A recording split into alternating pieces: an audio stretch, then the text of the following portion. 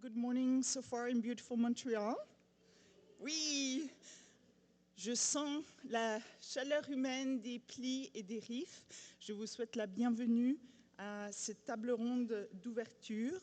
Le comité organisateur a beaucoup discuté de quels seraient les sujets pertinents et importants pour cette journée, la rencontre spéciale pour les riffs et les plis.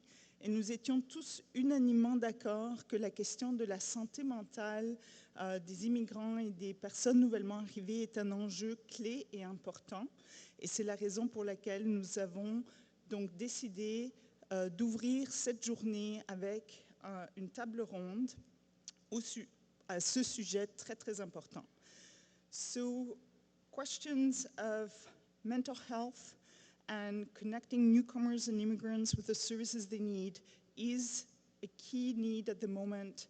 And we have a wonderful panel who will tell you about some of the work, the initiatives, and the issues that you as LIPS and RIFs can consider and put in place. So I'm very excited to be chairing this panel with 4 wonderful experts and practitioners and people in the field who know firsthand about these issues.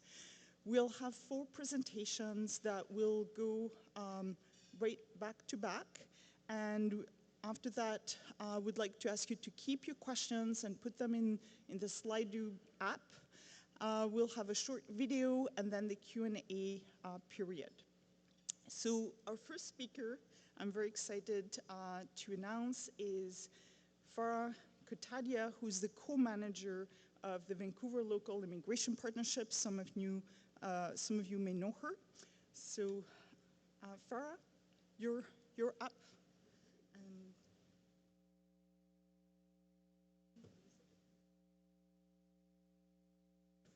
Oh, perfect. Yeah.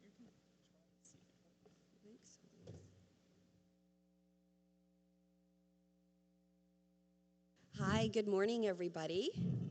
How's everybody doing? Okay? Yeah, okay. Just a warning that I am technologically challenged.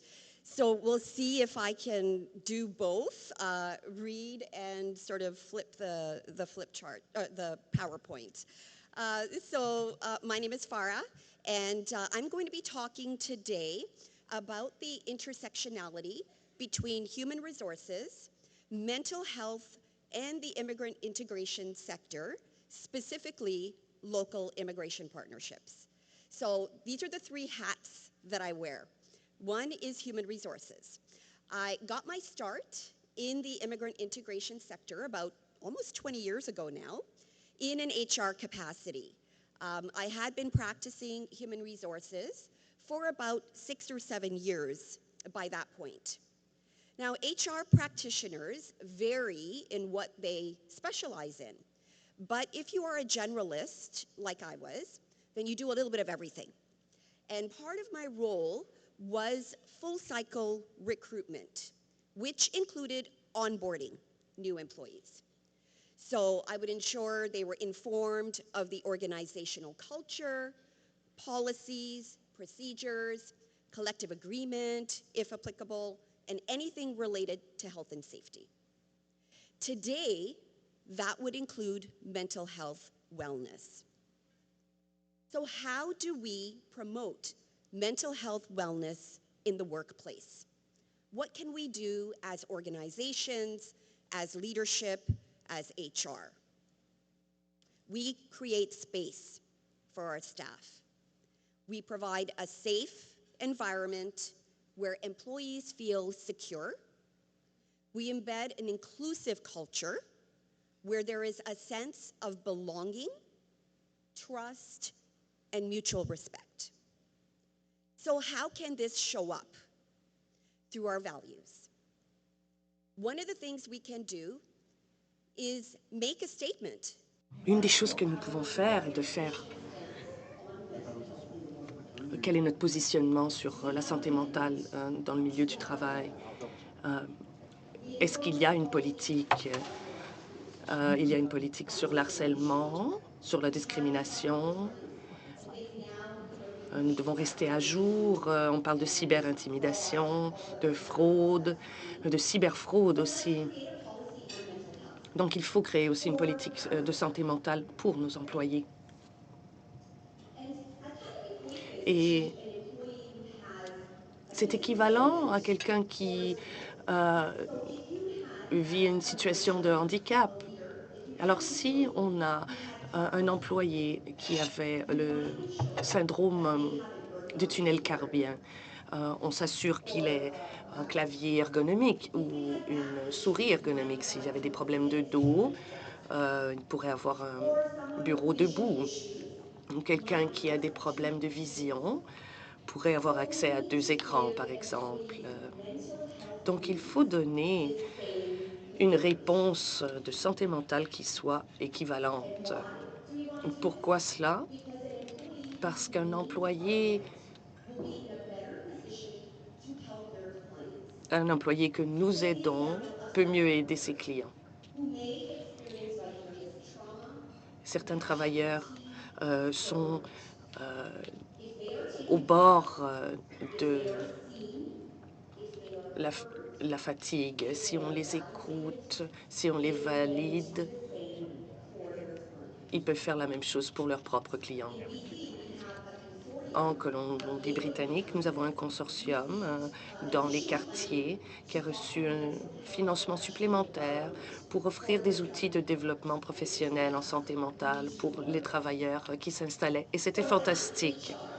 En tant que membre des ressources humaines, on joue souvent un rôle de conseillère et les employés venaient me parler de leurs problèmes. On avait des gestionnaires aussi qui venaient nous parler. Parfois, même des problèmes avec les enfants. Donc, nous appliquons la règle 80-20.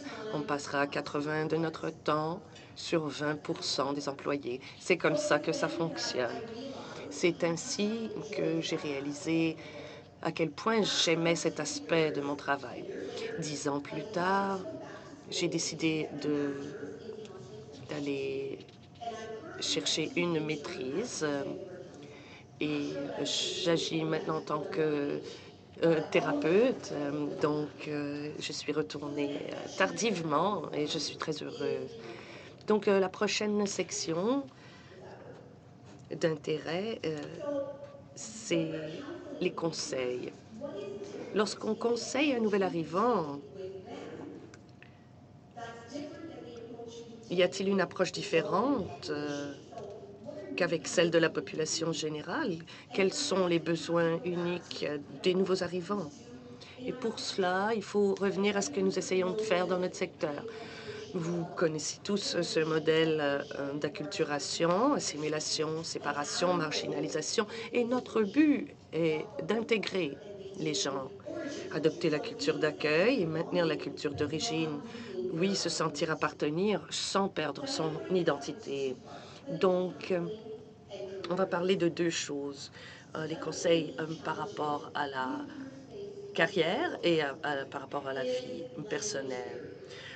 Une des choses les plus marquantes sont les barrières linguistiques auxquelles font face les nouveaux arrivants. Il n'y a pas assez de conseillers en santé mentale qui peuvent répondre. Il y a aussi la stigmatisation, la question de la honte des nouveaux arrivants qui viennent, qui ont peur de demander de l'aide, étant donné la façon dont c'est vu dans leur communauté ou leur famille. Je serai ostracisée. Que va dire ma famille? Je ne peux pas en parler à mes parents. Voilà une grosse barrière. Aussi, ne pas connaître le processus, ne pas savoir à quoi s'attendre. Comment est-ce que parler avec quelqu'un va m'aider à régler mes problèmes? Et puis, la question de la culture collectiviste versus individualiste. Les gens viennent souvent des cultures du nous, où les familles ont beaucoup de choses à dire au niveau des décisions de vie. On peut se sentir peut-être égocentrique de chercher de l'aide sans le soutien de notre famille.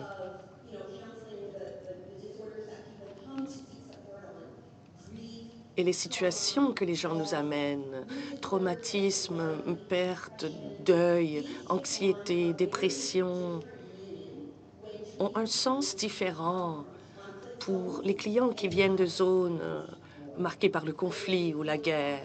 Donc, il y a vraiment une situation très complexe de stress post-traumatique ici. Ou dans les dynamiques familiales, les enfants qui sont interprètes pour leurs parents, les rôles traditionnels qui sont inversés. Par exemple, les femmes qui sortent travailler au lieu que ce soit l'homme qui soit le pourvoyeur. Quel est l'impact sur leur confiance ou leur estime de soi? Je me souviens que d'une famille qui venait de Syrie, un couple et 7 enfants, et le père de famille n'arrivait pas à trouver du travail, mais la femme en a trouvé, et elle est sortie travailler, et l'époux ne savait pas quoi faire dans la maison. Il n'était pas équipé pour s'occuper des enfants. Il ne savait pas nettoyer, faire la vaisselle. Ça l'a affecté profondément. Et il est entré en dépression profonde parce qu'il sentait qu'il avait perdu son identité. Qui suis-je si je ne peux pas être le pourvoyeur de ma famille?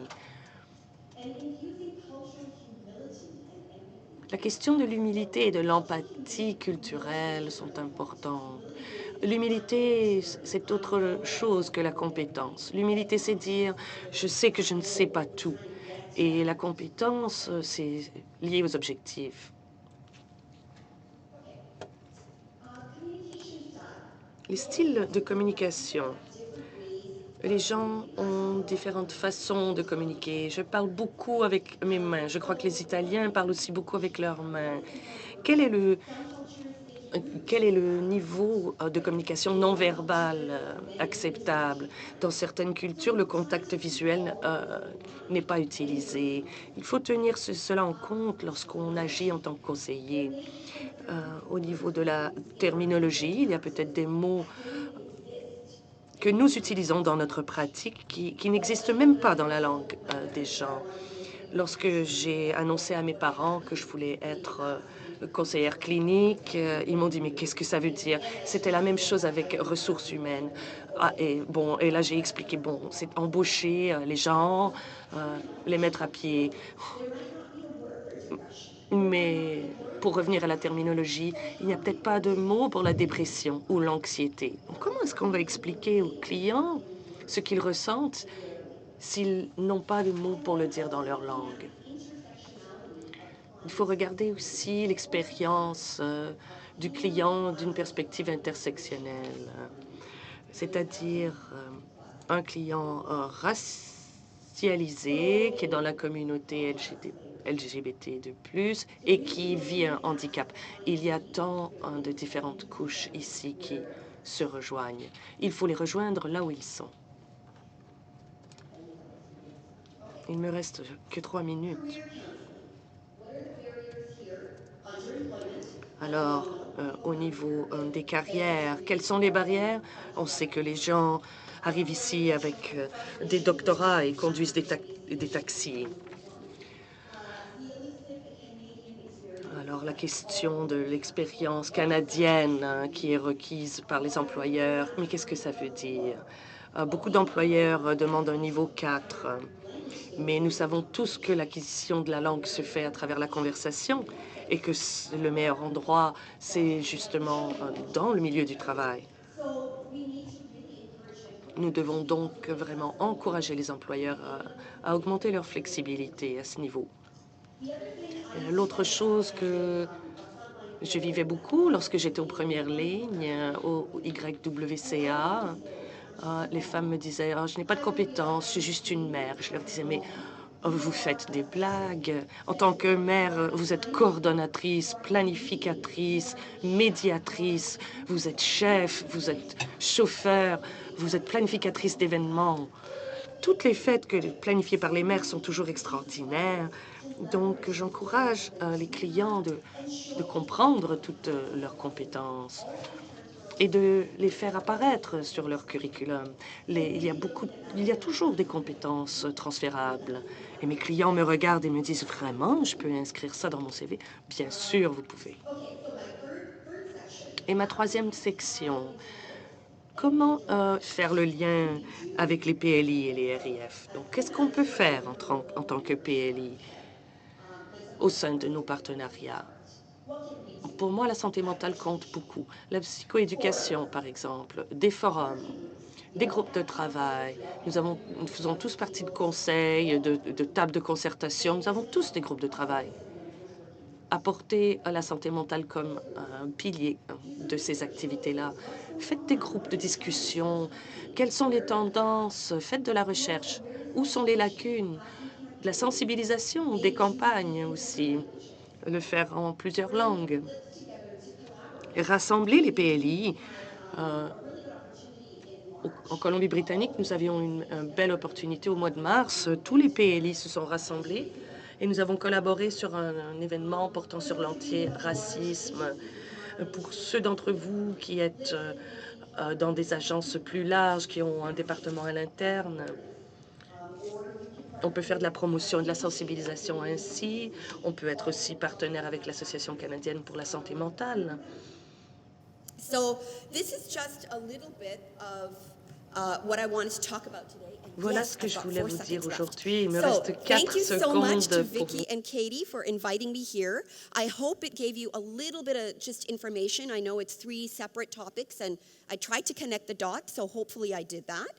Please feel free to reach out to me. I'll be here during the course of the Je day. suis So if you have any disponible pour vos questions or would like questions some à free travers la therapy, journée I'm around. ou si vous voulez un Thank peu you de so thérapie much. gratuite, je suis là. Merci. Thank you so much for this amazing Merci tour de table. You pour ce touched on tour a de little bit table everything. This is a extraordinaire. great way to Vous get avez us parlé into the discussion. de plusieurs sujets. C'était une belle façon d'entrer en matière. Vous avez mentionné l'Association canadienne pour la santé mentale et je suis très heureuse de vous présenter sa directrice, Suzanne Farrell, qui est la prochaine. Thank you for being here. Merci, thank you. Good morning. Thank you very much for the invitation, for the opportunity to speak with you today. I'm speaking on behalf of CMHA National. What was already well explained to you is the Canadian Mental Health Association, which I'll give a brief overview about in just a moment, exists in our provinces and territories. It exists in many of our cities as well. And the invitation to be here today is in large part an invitation to ongoing partnerships. As Canadian Mental Health Association starts to reconsider what mental health in the community looks like, it will be through partnerships and creating informed connections. That notion of our flexibility to do different things in different communities, informed by the evidence, and connecting with other associations to meet the needs of people in our community. Donc, j'ai choisi le titre pour cette raison, pour parler de comment faire des partenariats et continuer à travailler avec les données probantes. Donc, je vais vous parler brièvement de la CSM à partir de 2 perspectives. Une perspective nationale et à partir de la perspective de ma branche d'Ottawa. Les gens vont dire qu'à travers toutes les branches qui existent, j'ai le travail le plus facile, vu que je suis dans la ville où il y a le plus d'argent. Ce n'est pas le cas. C'est très ironique. Je suis une psychologue clinique. Mes collègues travaillent dans les refuges et dans les autres agences. On va aussi parler de défense des droits. Lorsqu'on parle des besoins des nouveaux arrivants, à travers des échantillonnages de ma communauté, je vais vous parler de santé mentale, abus de substances psychoactives. Donc, la CSM,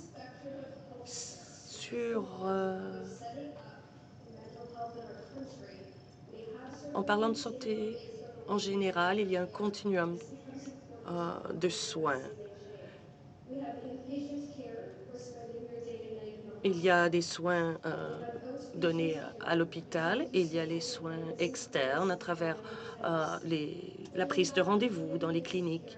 Et puis, on a des soins communautaires où les gens peuvent venir chez nous, c'est-à-dire rejoindre les gens où ils sont. Et depuis des décennies, voilà les choix que nous avions en santé. Nous avons étendu cela en la CSM, qui s'appelle le travail vraiment de proximité, les gens qui ne sont pas référés, les gens que nous allons voir donc dans les refuges ou dans d'autres endroits. Ces gens ne savent même pas que les services existent. Donc, rencontrer les gens à travers les partenaires pour comprendre leurs besoins en santé mentale.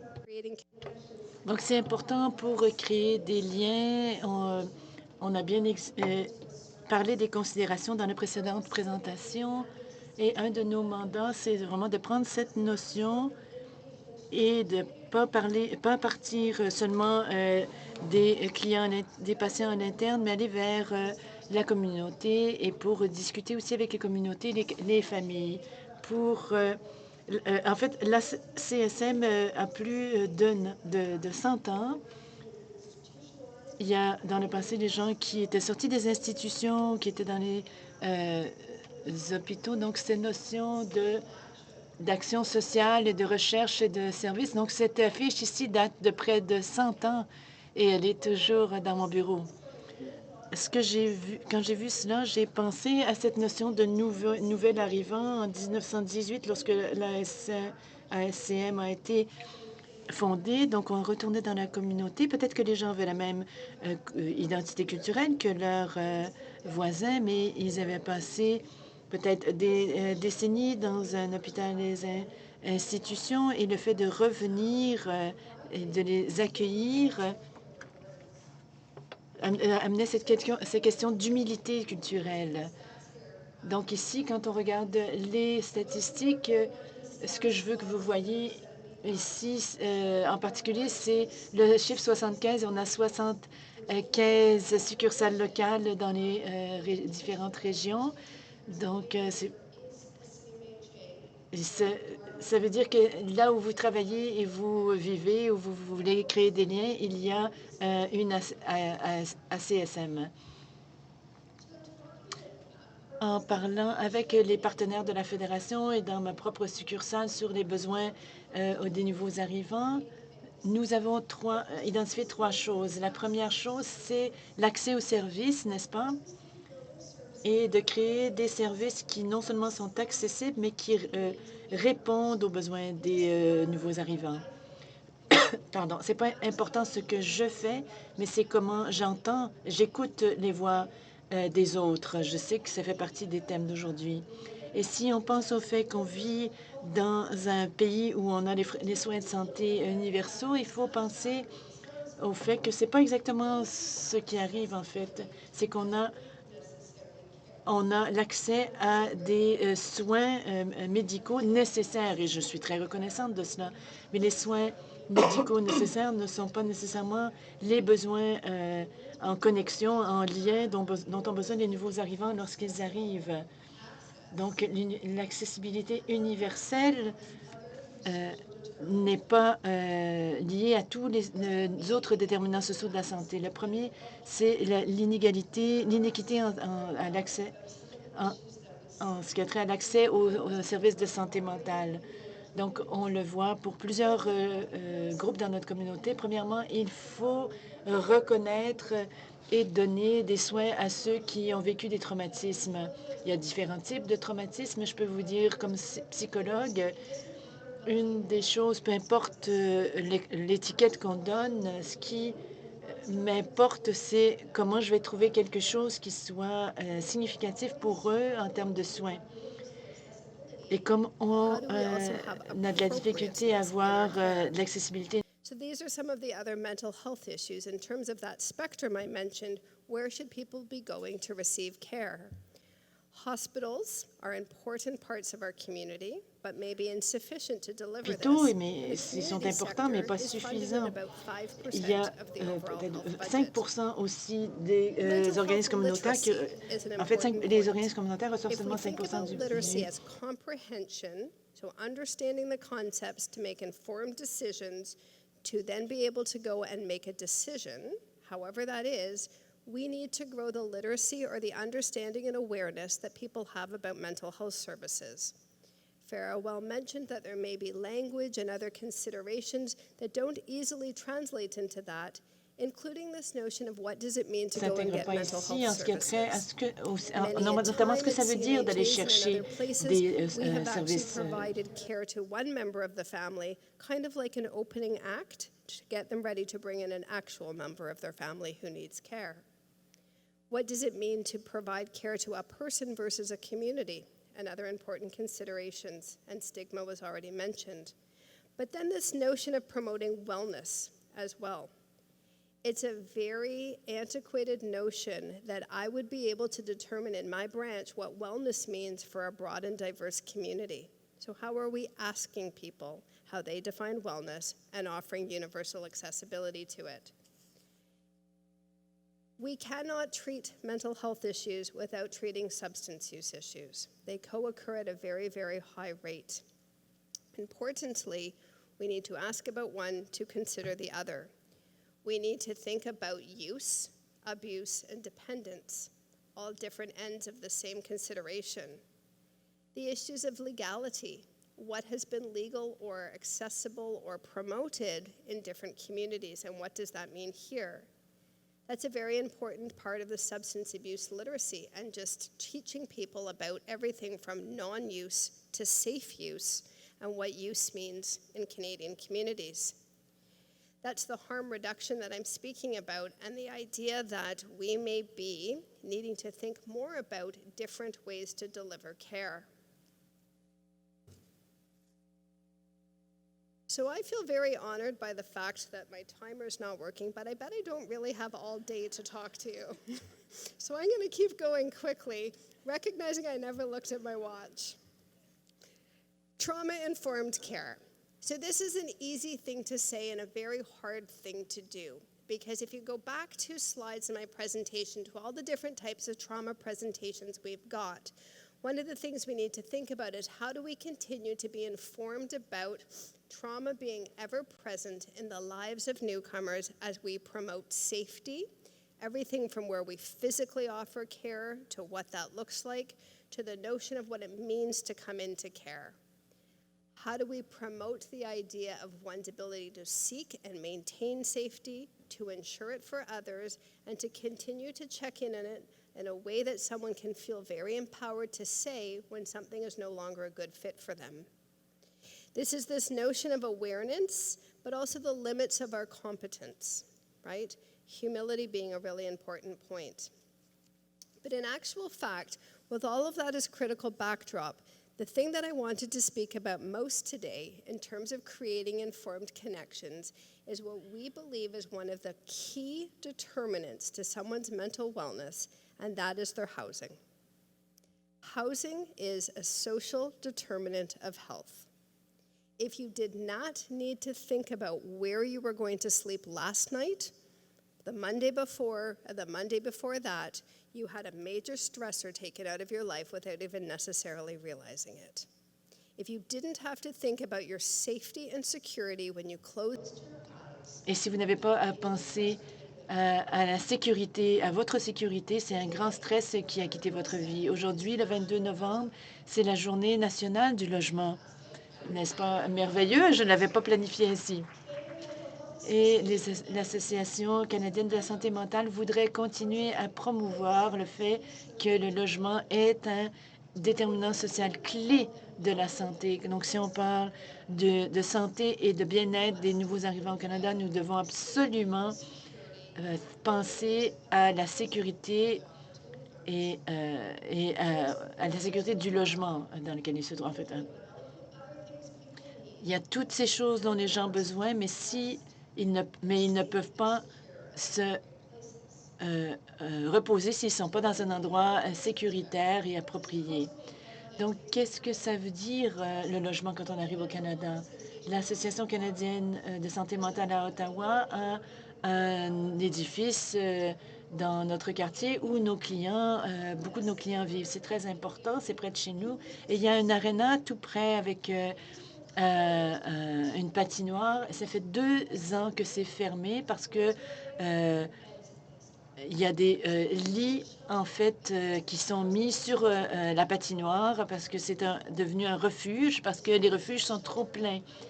Donc, ce refuge qui est derrière mon bureau, il y a des gens qui vivent au Canada depuis 6 semaines au moins. Ce n'est pas l'invitation qu'on devrait donner aux gens lorsqu'ils arrivent au Canada. Donc, ils vivent cette situation d'itinérance et tout ce qui arrive justement et se produit lorsqu'on est dans une situation d'itinérance. Donc, il y a la culture de la rue et ses risques. Et ça nous amène à penser à la notion de foyer. Qu'est-ce que l'abordabilité, la sécurité et quels sont les coûts de l'instabilité du logement? Le logement, comme je le disais, est un déterminant social de la santé et ce qui est clé ici, c'est une façon d'aborder les choses. L'Association canadienne de santé mentale fait de la recherche, particulièrement dans mon domaine, et on travaille sur le logement en premier lieu. Donc, il faut d'abord offrir un logement et ensuite offrir d'autres services. Comme psychologue, je suis allée pendant des années dans des refuges pour donner des soins. Mais si je peux aller voir quelqu'un dans un endroit qu'il peut appeler sa maison, c'est beaucoup plus prometteur. Une des dernières choses dont je voulais parler, il y a des partenariats qui se produisent à la CSM au niveau national et on pourra continuer à les explorer aussi. Presque toutes les branches, les succursales offrent des conseils individuels et de groupe et dans différentes langues. Nous continuons à apprendre de la part de nos partenaires,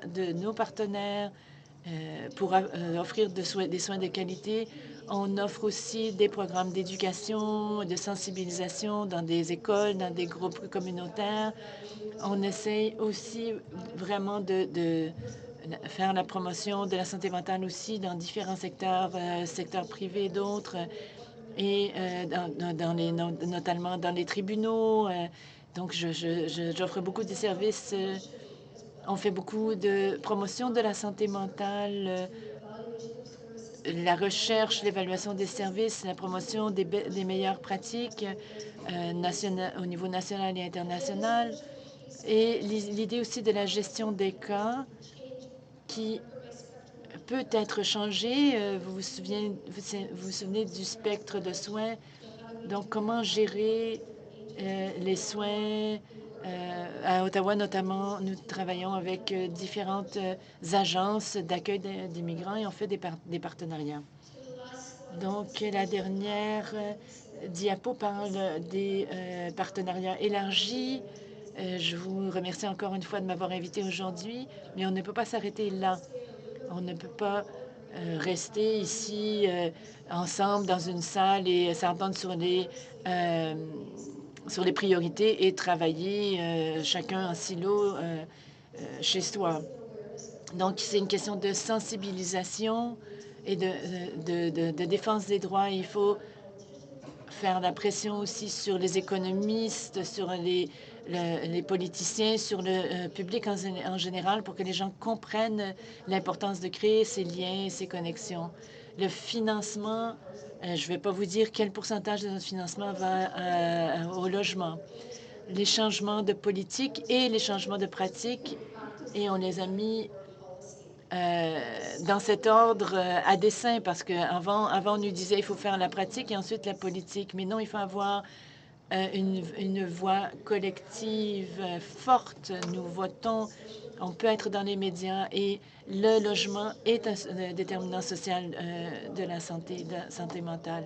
Donc, il faut créer des conditions de santé mentale pour tous, de bonne santé mentale pour tous, faire des recherches et livrer ces recherches, diffuser ces recherches. Merci. Très fort. I think we're coming out of here with a lot to think about. Ça nous donne beaucoup de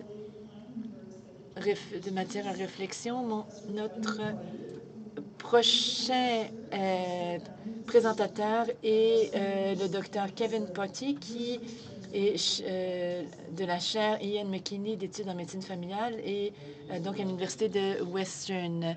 Merci beaucoup pour l'invitation. Je dois dire que j'apprécie énormément cette conférence. Je pense que ça fait une dizaine d'années que je vais à ces conférences et je vois la qualité des présentations, les gens. Je pense que c'est tout à fait emballant. Le titre de ma présentation est la sensibilisation à la santé mentale, mais peut-être qu'on aurait pu parler de protection de la santé mentale pour les étudiants internationaux. Donc, déclaration d'intérêt concurrent. Une des choses que j'ai faites, c'est faire établir des lignes directrices en matière de santé pour les réfugiés au Canada et en Europe, donc pour des cliniciens. Plusieurs des lignes directrices disaient qu'il ne faut pas faire une chose ou l'autre.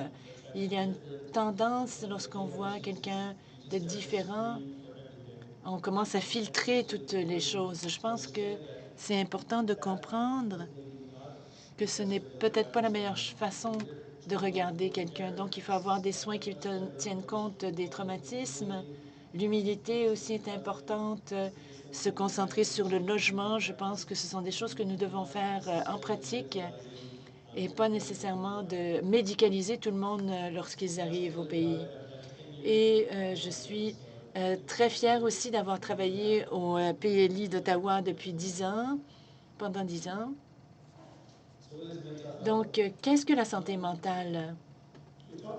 On en parle de manière assez informelle lorsqu'on parle d'ensemble de défis en matière de santé mentale, de facteurs de risque notamment. Et souvent, on se dit, bon, quelqu'un peut avoir un trouble de santé mentale, mais peut-être qu'ils ont un symptôme, un défi, mais il faut faire attention de ne pas étiqueter les gens avec des étiquettes et des troubles, mais voir ça comme des occasions d'intervenir et de fournir des ressources comme vraiment point de départ. Mon approche de médecine de famille qui travaille avec les réfugiés, j'essaie toujours de ne pas utiliser le mot santé mentale, en fait, pas trop tôt. Je n'aime pas utiliser les mots dépression ou syndrome post-traumatique. Je pense que c'est beaucoup plus utile de parler de fonctionnement. Je pense que c'est important que les gens puissent se concentrer, qu'ils puissent dormir, qu'ils puissent développer des nouvelles relations. Et donc, mon approche est souvent, je veux m'assurer que les gens fonctionnent. Et lorsque ça ne fonctionne pas, alors je peux intervenir. Mais je ne veux pas leur donner une étiquette trop tôt de santé mentale. L'important, c'est de leur dire ce que je peux faire sans nécessairement médicaliser leurs conditions. Je suis désolée, j'ai besoin d'un verre d'eau.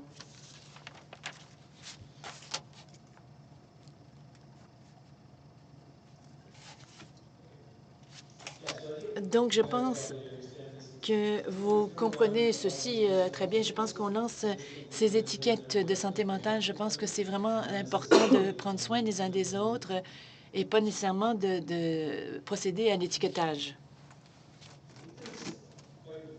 Je pense que c'est très important lorsqu'on parle de la santé des jeunes.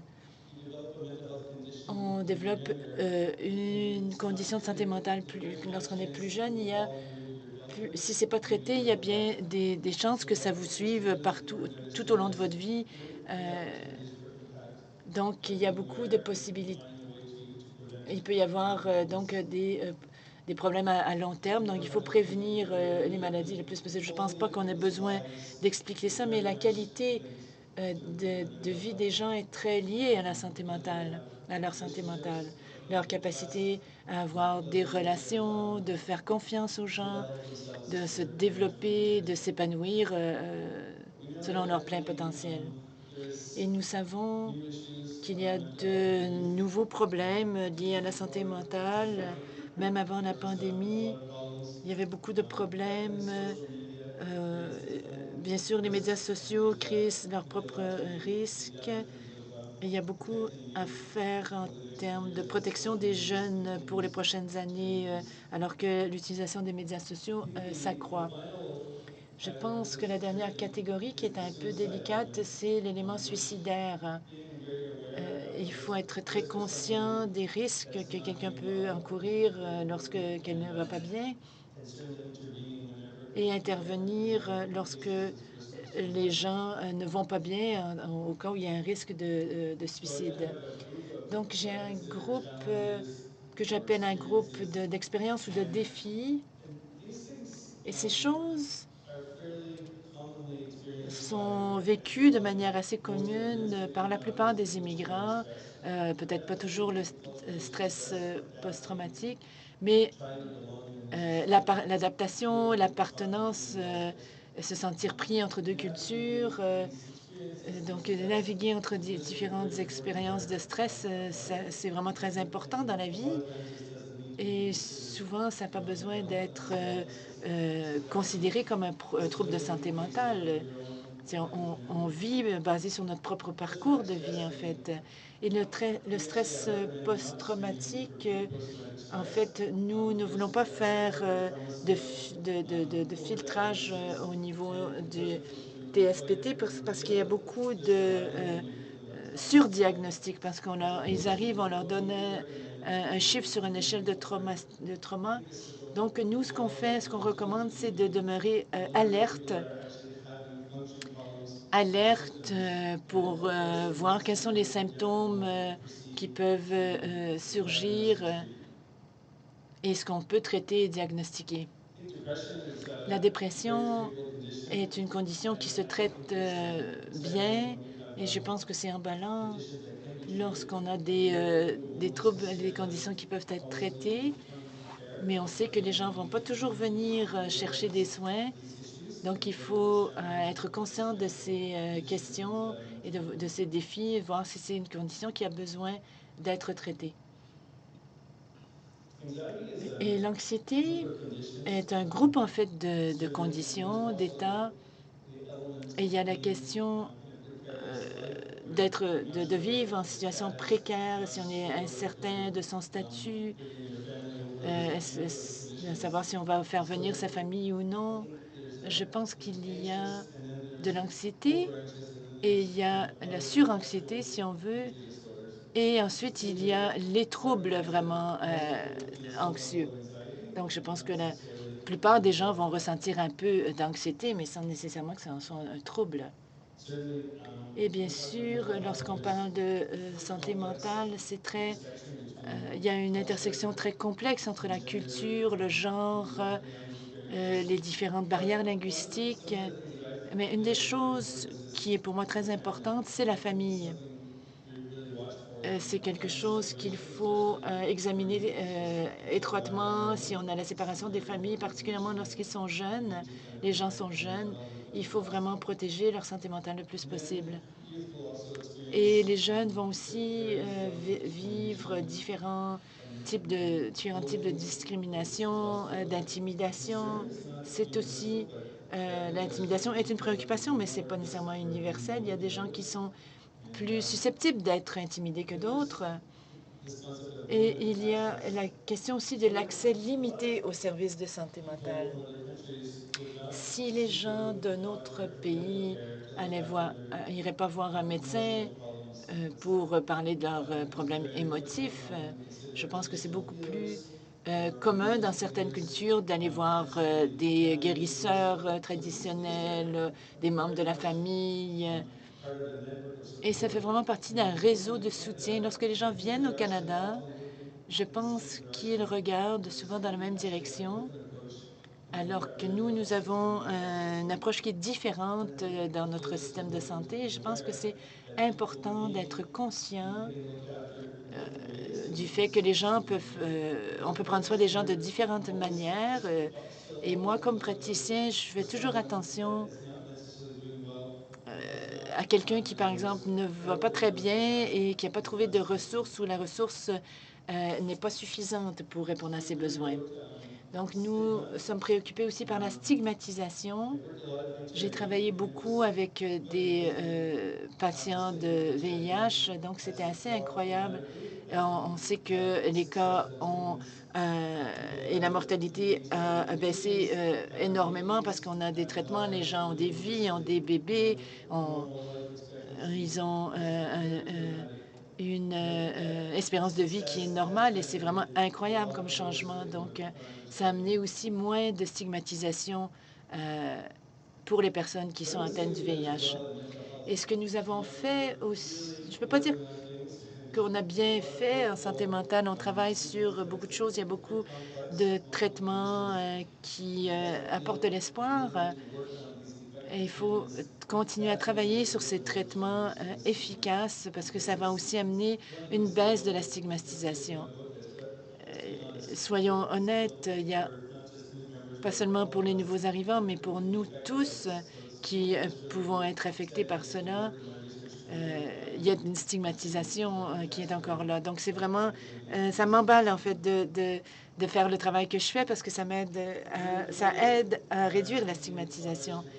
Durant le COVID, on a commencé à faire des cercles d'échange avec des jeunes et des immigrants. Ça a commencé, je pense, avec des rencontres Zoom les mardis soirs et il y avait un partage d'histoires absolument exceptionnel. On invitait de plus en plus de gens à ces rencontres Zoom. Et à partir de ces rencontres, on a décidé de faire un projet de recherche participative où on recueillait les histoires des jeunes alors qu'ils arrivaient au Canada. Et on a voulu se concentrer sur les populations africaines et du Moyen-Orient parmi les jeunes. Et on a lancé un projet de recherche collaboratif. Je pense que c'est vraiment génial de faire partie de cette recherche parce que les jeunes ont aussi recruté beaucoup de jeunes pour qu'ils participent au projet. Ils ont écrit leur histoire. Les trois quarts des auteurs sont des jeunes. En fait, une des choses qui m'a choquée avec les histoires qu'on a entendues, peut-être que les gens venaient de Moyen-Orient ou d'Afrique ou autre, mais là, il y avait toute la solitude qui était liée à l'expérience de l'hiver canadien. Donc, c'est quelque chose qui revenait souvent. Si on a une famille, ça aide beaucoup, mais lorsqu'on habite seul et qu'on traverse l'hiver, c'est vraiment assez terrifiant comme expérience. C'est pas seulement le froid. Les gens restent à la maison, les gens font moins d'activités. Donc, il faut vraiment être conscient de ça au Canada et il faut s'assurer que les gens ne sont pas, sont pas isolés durant les périodes hivernales difficiles. C'est intéressant de lire aussi, d'entendre plusieurs commentaires positifs. Par exemple, les gens qui apprécient la diversité culturelle qu'ils ont remarquée au Canada et ils ont trouvé aussi des activités et des occasions de travailler différentes et diverses. Donc, toutes ces occasions leur ont permis de développer une plus grande confiance en soi, un plus grand réseau d'amis. Je l'ai peut-être déjà mentionné, mais je crois qu'il faut toujours être conscient du soutien social et de son importance. Je pense aux étudiants internationaux, notamment. Il y a beaucoup qui arrivent seuls, ils ont très peu d'argent, à peine pour survivre, ils n'ont pas de soutien familial. Et je pense qu'il faut reconnaître que ces étudiants ont besoin de beaucoup plus de soutien. Le soutien familial est incroyable. Et les familles ne sont pas toutes paisibles, mais lorsque les gens ont une famille aimante, c'est toute une ressource pour la santé mentale. Et l'engagement communautaire aussi, les gens n'ont pas de communauté souvent lorsqu'ils arrivent et c'est important de les soutenir à apprendre comment s'engager et se faire des amis dans la nouvelle communauté.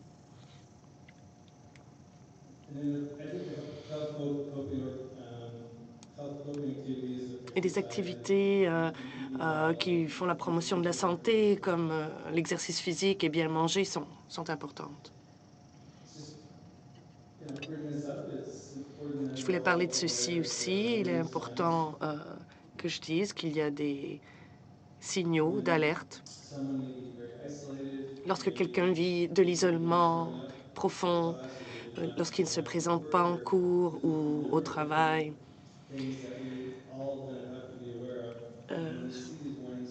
ce sont des signaux d'alerte.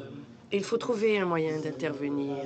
Juste comme on parle de logement, le logement est très important et donc il est important d'aider les gens à maintenir leur logement pour ne pas le perdre. Ça peut être vraiment dramatique et l'itinérance amène son propre lot de défis.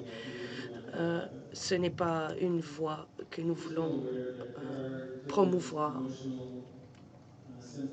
Il y a différents symptômes émotionnels, de l'anxiété, il y a la tristesse, il y a la colère aussi. Il faut être conscient que ces signaux montrent que quelqu'un a besoin de plus de soutien. Et trouver les gens à qui on fait confiance peut sembler normal, mais en tant que nouvel arrivant, ce n'est pas apparent et ça prend du temps, trouver quelqu'un à qui on peut faire confiance ou savoir où aller. Et voilà tout pour moi.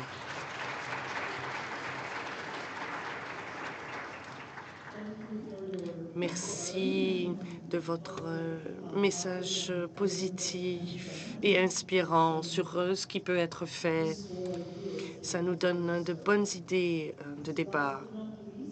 La dernière et non la moindre. Vous présenter Chantal Blanchette, qui est notre 4e panéliste. Elle est la coordonnatrice de santé du réseau de soutien en immigration francophone de l'Est de l'Ontario. Donc, on a les plis et les RIF représentés sur notre panel. Elle va nous partager une initiative qu'elle mène avec nos partenaires dans l'Est de l'Ontario. Est-ce que tu veux dire que moi, je vais donner ma présentation en français s'il y en a qui veulent aller chercher le... Tu peux faire comme tu veux. Oui, c'est bon. OK. Moi, je suis la francophone du panel. Alors, si vous avez besoin d'aller chercher, if you need to go get your apparel for translation, please go ahead. Alors, ça me fait très plaisir d'être ici avec vous aujourd'hui. C'est bien ça qu'on peut utiliser? Comme ça? Et je viens vous présenter, donc nous, le RSI-FEO, le réseau de soutien à l'immigration francophone, nous sommes dans l'Est de l'Ontario et nous sommes sous le chapeau du CESOC, qui est le Conseil économique social de Ottawa-Carleton. Donc, on s'est dit que avant même que nos agents d'employabilité, nos agents d'établissement, toute notre équipe au sein du CESOC et du réseau, pour qu'ils soient capables de reconnaître les signes et symptômes du déclin du bien-être mental de leurs clients, on s'est dit, mais peut-être qu'il faudrait commencer par les éduquer, renforcer leur propre connaissance en santé mentale. Alors, on a établi une espèce de programme, une étape à la fois, pour vraiment outiller tous les agents pour ensuite pouvoir mieux desservir leurs clients, évidemment. Alors, la première chose qu'on a fait, c'est qu'on a donné un atelier d'introduction au bien-être mental à tous nos employés, dans lequel on a vraiment mis la base sur qu'est-ce qu'était la santé mentale. Vous avez vu un peu ce matin avec les autres panélistes, vraiment pour donner une bonne base là, pour bien commencer. Ensuite de ça, on a instauré un programme qui s'appelle notre série Lunch and Learn. Puis là, je vais me promener un petit peu dans les slides, puis je vais revenir un peu. Donc, on a commencé avec ce premier atelier d'introduction-là, et ensuite on s'est dit, OK, ben on va aller un petit peu plus loin dans ce qu'on peut leur enseigner. Alors, cette série de Lunch and Learn-là, c'est un midi par mois. Ça dure 60 minutes. On fait ça de façon hybride. Alors, tous nos employés peuvent soit être présents dans notre bureau central ou se connecter via Teams ou Zoom. Et ce que je fais, c'est que j'invite un de mes partenaires qui travaille en santé mentale pour venir présenter un sujet spécifique. Donc, jusqu'à maintenant, on a vu le bien-être mental des hommes au mois de juin. On a vu le bien-être mental selon les communautés autochtones. Alors, j'ai fait venir une intervenante d'un centre autochtone qu'on a ici à Ottawa pour venir nous présenter comment est-ce qu'eux voient ça, la santé mentale. On a eu une intervenante d'un centre communautaire qui est venue nous parler de la santé mentale de la communauté 2LGBTQ. On a parlé du suicide au mois de septembre. On a eu une intervenante qui est venue de Prévention du suicide Ottawa. Un de nos ateliers qui a été vraiment, vraiment populaire, c'est le mois d'octobre où on a parlé du bien-être mental en lien avec la spiritualité. Nous, chez nous, au CESOC et au réseau, on a plus de 22 différentes cultures et langues. Alors, vous pouvez vous imaginer qu'à l'intérieur même de notre organisme, de notre organisation hôte, il y a plusieurs religions, il y a plusieurs spiritualités et ça fait des conversations évidemment très intéressantes. Et c'était vraiment un des sujets les plus populaires. D'ailleurs, on va refaire un deuxième atelier sur ce sujet-là parce que, vous savez, sûrement, nos nouveaux arrivants, souvent, la spiritualité prend beaucoup de place et c'est normal, c'est correct, c'est bon, c'est bon pour notre bien-être mental d'ailleurs, mais il faut aussi prioriser notre santé mentale. Alors, vraiment, d'allier les deux, c'était un sujet vraiment super important. Et là, on vient de faire le centre, le bien-être mental des enfants. Ça va venir pour les femmes, pour les adolescents, les communautés ACN. Et puis, au mois de mars, on va finir avec vraiment l'étude du cerveau. Alors, ça permet à tous nos employés d'aller un peu plus profondément dans des sujets un peu plus spécifiques. Ces Lunch and Learn-là, ce qu'on fait, c'est qu'ils sont toujours enregistrés. Et ils ont une présentation qu'on partage dans un dossier SharePoint. Alors, tous nos employés ont accès à toutes les ressources, à tous les ateliers pour pouvoir retourner, pour pouvoir les regarder, les écouter par la suite. Pour pouvoir continuer à aider nos clients, j'ai bonifié un outil qui existait déjà, que vous connaissiez peut-être, qui s'appelle le Continuum de la santé mentale. Alors moi, j'ai utilisé le modèle de base qui existait et je l'ai bonifié, je l'ai un peu amélioré, rajouté des catégories et tout. Et là, on est en train de faire, on a fait une copie bilingue, plastifiée, c'est comme une espèce de gros napperon. Et chacun de nos employés ont la possibilité de pouvoir mettre cet outil-là dans leur bureau, sur leur mur. Comme par exemple, nos agents d'établissement peuvent utiliser cet outil-là pour débuter des conversations sur le bien-être mental avec leurs clients. Parce que souvent, les clients, les nouveaux arrivants, bon, ce n'est pas un sujet dont ils vont parler facilement. Alors, c'est un outil qui permet de débuter la conversation en leur disant, bien, regardez, voici à quoi ressemble lorsque votre fonctionnement est optimal, lorsque vous êtes vraiment en bonne santé mentale, donc vous êtes dans le vert. Puis voici les signes et symptômes que vous pouvez reconnaître chez vous-même lorsque vous décliner puis que vous allez peut-être vers un trouble de santé mentale. Alors, ça permet vraiment à tous nos agents de bien connaître les signes et symptômes et de pouvoir les reconnaître dans leurs clients, dans les conversations qu'ils ont, pour ensuite pouvoir les guider, les aiguiller vers les services de santé mentale. Parce qu'on se disait, c'est bien beau de dire à notre agent d'établissement, ben oui, voici la liste de toutes les ressources en santé mentale, donne-les à ton client. Mais peut-être qu'il y a moyen en fait, de normaliser les conversations sur la santé mentale et de démontrer aux nouveaux arrivants que c'est un sujet qui nous tient à cœur, nous les Canadiens, et qu'on leur souhaite d'avoir vraiment un bien-être mental optimal pour pouvoir devenir des bons citoyens, pour pouvoir bien s'intégrer dans nos communautés. Alors, on s'est dit, si nos propres agents se sentent à l'aise et comprennent les bases de la santé mentale, ce sera plus facile pour eux de reconnaître ces signes et symptômes-là et pour pouvoir ensuite les aiguiller, comme je disais, vers des services. L'étape suivante qu'on a fait, c'est que l'autre chapeau que moi j'ai, c'est que je suis une instructrice mandatée de la Commission de la santé mentale du Canada pour donner la formation qu'on appelle les premiers soins en santé mentale. Alors, si vous ne connaissez pas rapidement, c'est une formation qui est donnée dans plus de 26 pays autour de la planète. C'est une formation qui nous vient de l'Australie et qui donne vraiment un peu comme les premiers soins physiques, des petites étapes à suivre lorsqu'on veut aider une personne qui vit un déclin de leur bien-être mental ou qui vit une crise. Alors, ce qu'on a fait, c'est qu'on a formé 2 groupes parce que nous, à l'intérieur de notre organisme, nous avons des employés, surtout nos agents de gestion de cas qui travaillent avec nos réfugiés. Ce sont des gens qui sont plutôt anglophones parce que c'est assez difficile de trouver des gens qui parlent et arabe et français. Alors, pour s'assurer que tous les employés comprennent vraiment bien la matière, on a fait un groupe anglais, un groupe français. Et maintenant, je suis fière de dire que plus de 80% de tous les employés du CESAC et du RSI-FEO sont maintenant des secouristes en santé mentale. Oui!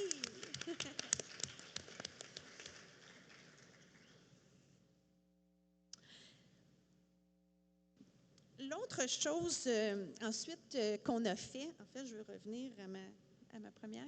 Oui, excusez-moi, je me promène un petit peu. L'autre chose qu'on a fait, c'est qu'on a aussi instauré une salle de repos dans notre bureau de rue Saint-Laurent à Ottawa, le bureau mère. On est chanceux, on a vraiment des gestionnaires qui sont prêts à investir et qui comprennent l'importance d'investir dans le bien-être mental de leurs employés. Alors, on a maintenant une salle de bien-être que les employés peuvent utiliser. C'est une salle où ils peuvent aller se reposer pendant 15 à 30 minutes seuls. Il y a des appareils de massage, ils peuvent écouter de la musique douce, il y a une petite fontaine, il y a des livres à colorier, il y a toutes sortes d'outils. Il y a évidemment une grosse copie du continuum de la santé mentale pour pouvoir regarder les signes et symptômes, évaluer un peu comment est-ce qu'ils se sentent. Il y a des différentes petites feuilles de travail aussi. Alors, c'est vraiment un petit endroit que nos employés peuvent utiliser parce que vous le savez, les clients vont souvent avoir des histoires très difficiles à entendre. Et puis, nos agents d'établissement, nos agents d'employabilité, gestion de cas et tout ça, ils ont souvent besoin de prendre quelques minutes pour comme avaler l'information puis se recentrer suite aux échanges qu'ils ont eus avec leurs clients. Alors, on est très, très privilégiés de pouvoir avoir cette salle de repos-là. Je continue, j'avance. L'autre étape par la suite, c'est que nous sommes en train de regarder pour développer des ateliers spécifiques pour chacun des départements. Alors, au sein du CESAC, on a un programme pour les personnes âgées. Alors, on vient de leur donner un atelier sur la santé mentale des personnes âgées. On a un projet pilote au niveau des jeunes. Alors, durant la Semaine nationale de l'immigration francophone, nous avons donné un bel atelier à plus de 22 jeunes entre 17 et 25 ans qui m'écoutaient avec les grands yeux ronds et puis c'était vraiment fantastique de voir comment ces jeunes-là étaient intéressés, évidemment des jeunes immigrants francophones. Je suis en train de développer un atelier pour les réfugiés, alors toute notre équipe qui s'installe du programme d'aide aux réfugiés et finalement, il y aura aussi un atelier spécifique au programme pour l'entrepreneuriat des communautés noires. Et l'autre chose aussi que j'ai développée, c'est qu'on est en train de faire développer un atelier à partir de 2 livres virtuels que j'ai créés pour nos immigrants francophones qui se cherchent un emploi. Alors, il y a beaucoup, beaucoup de stress, évidemment, on le sait tous, quand on se cherche un emploi.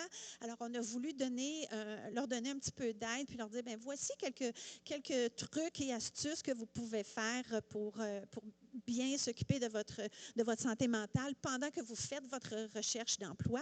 Et on a fait aussi un livre virtuel sur comment bien se préparer psychologiquement à l'entrevue, qui peut être très différente ici au Canada versus leur pays d'origine. Alors, ce sont tous des ateliers vraiment, comme je disais, spécifiques aux différents programmes que nous avons. La prochaine étape, c'est que je vais maintenant train the trainer. Alors, je vais former les responsables de chacun de ces programmes-là pour qu'à leur tour, ils soient capables eux-mêmes de donner ces ateliers-là. Et ces ateliers vont devenir partie intégrante de leur programme tout au cours de l'année. Avec tout ça, vraiment, nous, on a vu à l'intérieur de toute notre grande famille, nous autres, on dit qu'on est la grande famille du CESOC, qui comprend le RSI, FEO. Je peux vous dire que depuis qu'on a amorcé ce programme-là, il y a eu un changement, vraiment même dans l'atmosphère un peu, parce que maintenant, les employés ont appris à normaliser les discussions sur leur bien-être mental. C'est maintenant des discussions qu'on entend un peu ici et là. Et on voit vraiment que ça les aide beaucoup. Ils se sentent beaucoup plus solides maintenant pour pouvoir, à leur tour, bien aiguiller et bien aider leurs propres clients. Alors, certains petits commentaires que j'ai eus, par exemple, suite à la formation des premiers soins santé mentale. Alors, j'ai un collègue qui a dit « J'apprécie tellement cette formation-là, je suis fière de l'avoir suivie, puis je pense que toute entreprise devrait le faire. » On a quelqu'un qui nous a dit « Ça m'a aidé à sortir de l'ignorance et des préjugés que je transportais. » Alors ça, pour moi, quand j'ai lu ça, c'était vraiment un win-win, parce qu'évidemment que les préjugés sont toujours au cœur de toutes les conversations, de tous les ateliers que l'on met en place, parce qu'il y a beaucoup de travail à faire à ce niveau-là. On a eu des commentaires aussi des gestionnaires qui disent « Bien, maintenant, moi, je vois les employés qui vont dans la salle de repos, puis je peux voir quand il en ressort qu'il y a comme une baisse de la tension. J'entends des conversations entre les collègues qui parlent de leur bien-être mental, qui s'encouragent, qui se donnent des trucs, qui se donnent des ressources. » Et puis aussi, notre salle de repos, notre salle de bien-être, en fait, que je préfère l'appeler, plus de 50% de nos employés l'utilisent régulièrement depuis son ouverture le 22 septembre. Donc, ce sont tous des petits éléments qu'on a mis en place, comme je disais, pour solidifier notre équipe, pour par la suite pouvoir offrir de bons services, pour pouvoir bien aiguiller leurs clients par la suite. Et ce n'est qu'un début. J'ai hâte de voir qu'est-ce qu'on va faire pour le reste, mais c'est le modèle que je voulais vous présenter ce matin. Alors, merci beaucoup.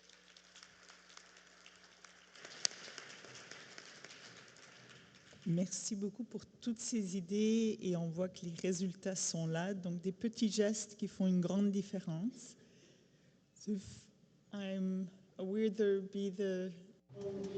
Donc, nous aurons un visionnement de vidéo du commanditaire de ce panel. Vous pouvez poser vos questions. Nous sommes de nouveaux Canadiens, des alliés, des partenaires, des amis, des organismes comme les vôtres qui s'engagent à accueillir les nouveaux arrivants. Nous savons qu'il y a un bon futur pour les immigrants. Nous racontons vos histoires, vos efforts en termes de diversité, d'inclusion.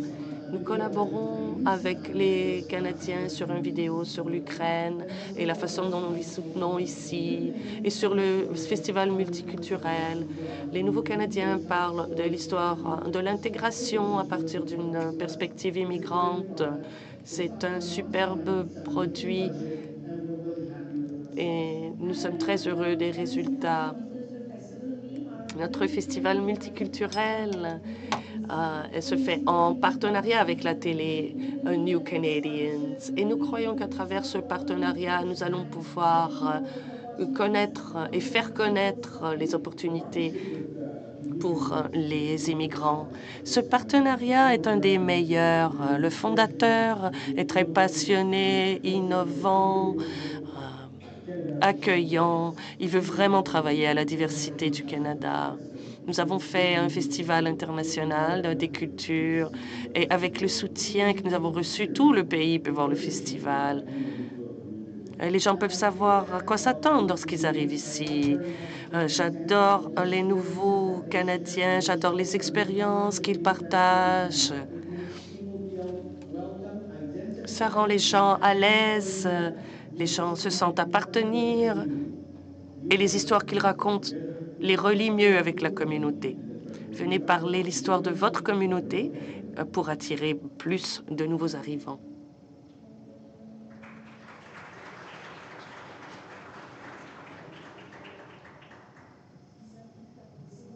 So you can ask your questions. I do. So we already have quite a few questions coming up. Nous avons déjà plusieurs questions en rafale. Nous allons commencer avec la première. La santé mentale, c'est très essentiel, mais comment donner des services efficacement si les travailleurs du secteur sont sous-payés et vivent une fatigue généralisée?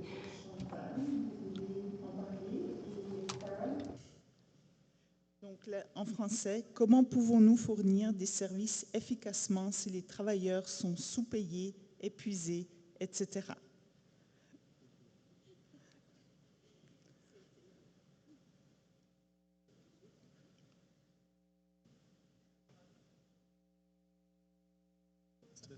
Non? Ah oui, ça marche. OK, excusez-moi. C'est vraiment une excellente question. Je ne suis pas certaine que j'ai une réponse à ça. D'où l'importance de s'occuper de sa propre santé mentale, définitivement. C'est un peu pour ça pourquoi nous avions instauré ce programme-là chez nous, parce que nos propres agents d'établissement, d'employabilité, ils entendent des histoires vraiment difficiles et c'est certain que ça peut venir affecter leur bien-être mental. Et puis oui, tout le stress qu'on vit, le manque de financement, les payes qui sont trop petites, ça vient jouer vraiment sur notre bien-être en général. Alors, c'est de s'assurer de s'occuper de nous-mêmes avant tout et puis de travailler avec les gestionnaires pour pouvoir instaurer des programmes comme on fait pour s'assurer du bien-être. Farah, as an HR experienced person, what some tips? Farah, en tant qu'experte au niveau des ressources humaines, oui, la clé est d'instaurer des programmes à l'intérieur de l'organisation qui ne requièrent pas beaucoup de financement. C'est aussi une question de leadership et si le leadership n'est pas motivé, c'est toute une autre paire de manches. Mais on parle de créer un environnement qui fait la promotion du bien-être. Donc, comment faire? J'ai parlé de créer une politique, par exemple, ou faire une déclaration, ou tout simplement laisser les gens s'exprimer sur ce dont ils ont besoin. Très souvent, les employés ont peur de demander du soutien.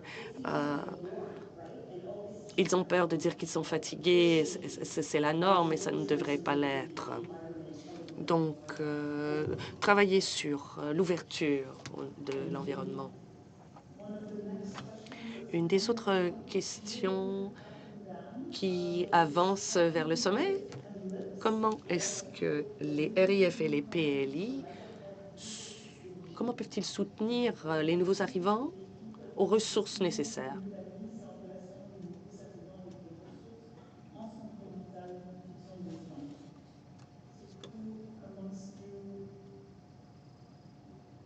Qui d'entre vous voudrait répondre?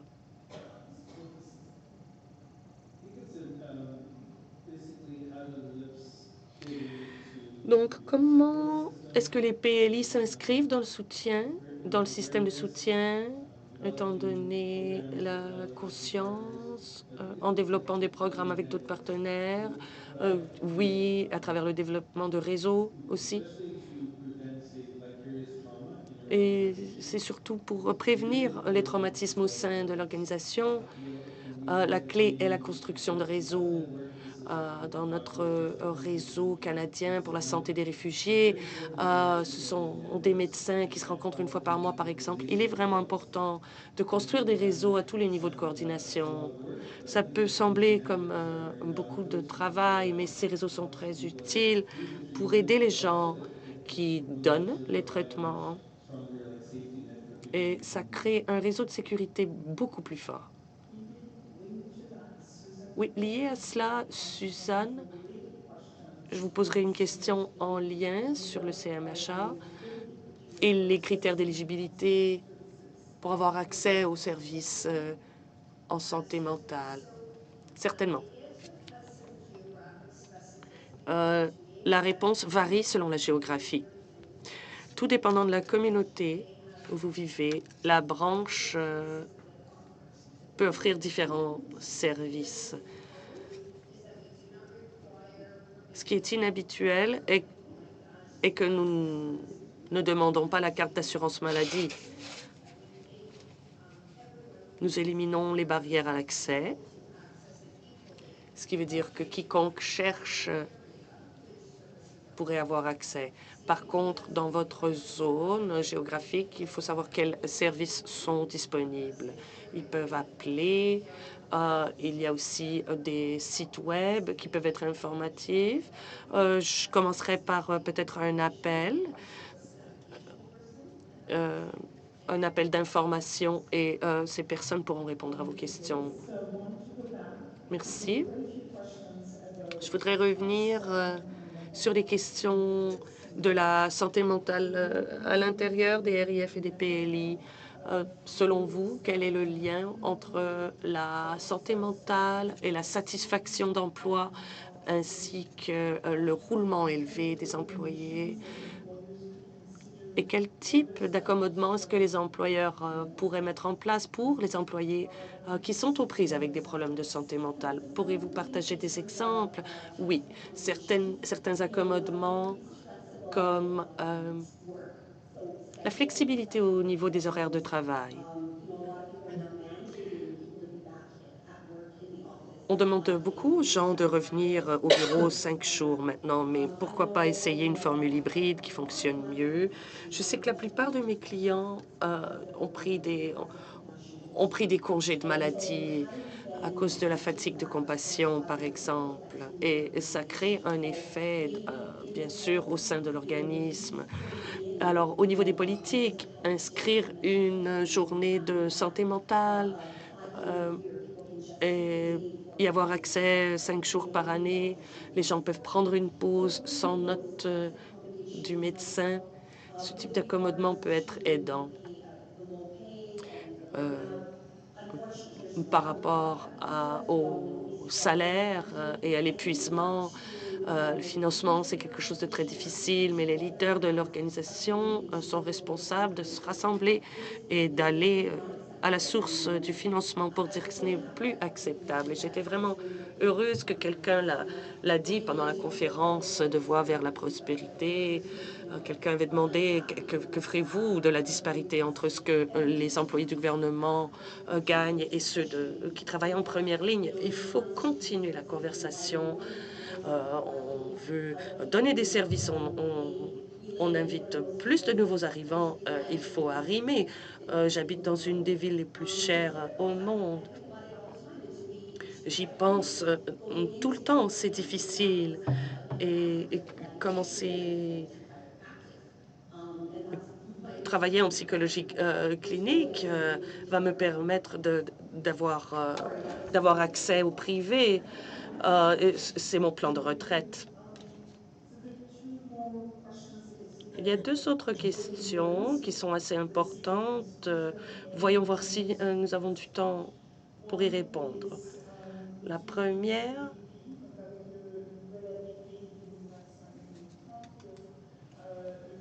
pour des projets en santé mentale pour immigrants, comment les RIF et LIP devraient appuyer leurs partenaires. So how can RIFs and LIPs support partners now that the new ADPs in order to support mental health?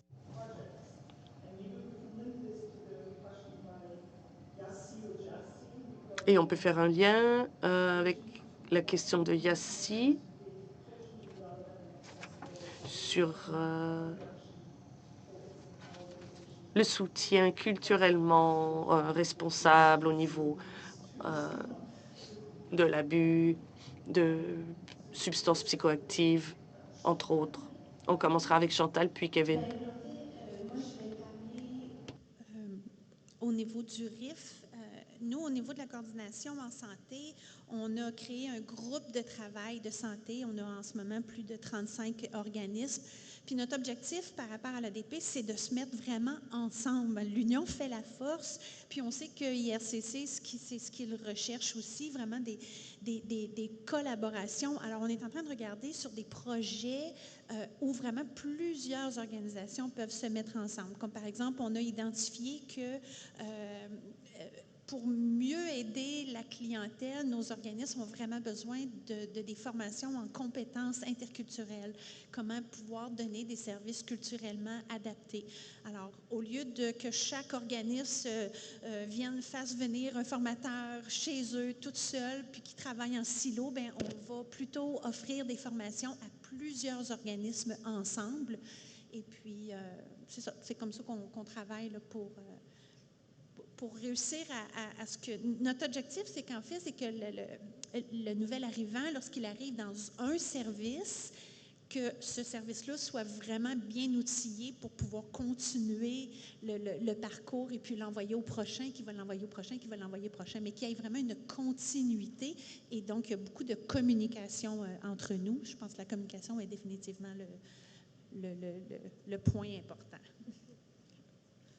And Kevin? Il y a eu plusieurs séances sur les occasions, avec les différentes occasions au niveau des navigateurs numériques. Nous savons que d'avoir un programme numérique, par exemple, sur la pleine conscience ou la thérapie cognitive comportementale, ce n'est pas nécessairement suffisant. Donc, on a besoin de services hybrides où les cliniciens auront accès à des outils numériques. Nous aurons besoin d'outils numériques pour la navigation, le soutien, mais c'est vraiment très important que les fournisseurs de services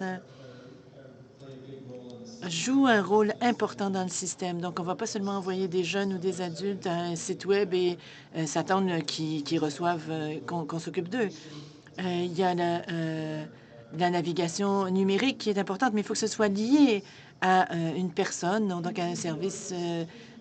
Merci beaucoup de nous avoir donné ces 2-3 minutes supplémentaires. C'est le début d'une conversation. Suivi ces conversations importantes qui, j'imagine, vont continuer aujourd'hui. Un grand merci à nos 4 panélistes pour leur présentation très informative. Thank you so much. Merci beaucoup.